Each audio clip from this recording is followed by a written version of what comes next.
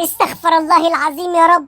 قعدوا بس يقولوا لي اتجوزي واتستتي، اتجوزي عشان تجيبي عيال وتعملي وتتنيلي، وفي الاخر يجوزوني جوازه زي الزفت. ربنا يسامحك يا ماما بجد والله العظيم، ربنا يسامحك يا ربي. حتى التلاجة كمان ما فيهاش لقمة. طب اعمل ايه في الراجل المعفن اللي انا عايشة معاه ده؟ انا حاسة ان انا عايشة مع كائن زرايبي جاي من زريبة. شرباته في كل حتة وهدومه في كل حتة.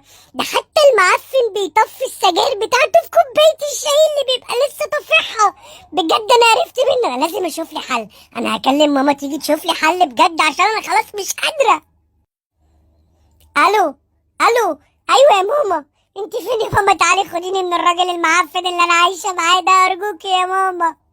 سايبني من غير اكل بقالي 3 ايام وخلاص جعانه مش قادره. يا ماما ده انا قاعد باكل عيش ناشف. العيش عفن يا ماما الحقيني ارجوكي. انا راجل معفن يا شيماء. انت بتشتكيني لامك يا شيماء؟ ما انا سامعك يا شيماء. هو ده بعد ما حبيتك حب سنتين يا شيماء وقاعد بقالي سنتين بقنع فيك تحبيني، في الاخر تشتكيني لامك يا شيماء؟ جرى يا شيماء يا شيماء. شيماء ايه وزفت ايه يا اخي؟ حرام عليك. ابوس ايدك طلقني طلقني، انت راجل لا تطاق. ارجوك طلقني بجد، مش مستحمل اعيش معاك. طلقني. اطلقك؟ ده لما تشوفي حلمة ودانك يا شيماء. لا بقولك ايه، طلاق ياما ما عنديش طلاق.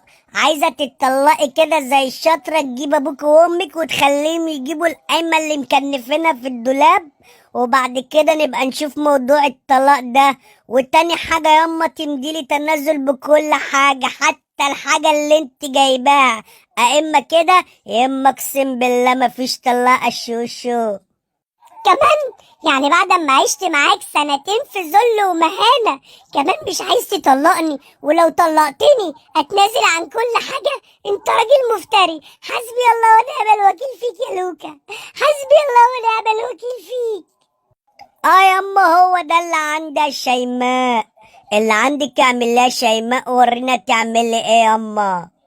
لا يا لوكا، اوعى تفكرني سهلة ولا عبيطة. انا اللي عندي كتير. انا اسهل حاجة عندي ممكن اوديك في 60 داهية واقولك. طب استنى. ايه ده شيماء اللي انت بتعمليه ده؟ تنتحري ولا إيه؟ لا يا بنت المجنونة شيماء. يا بنت المجنونة هتوديني في داهية. لا يا شوشو.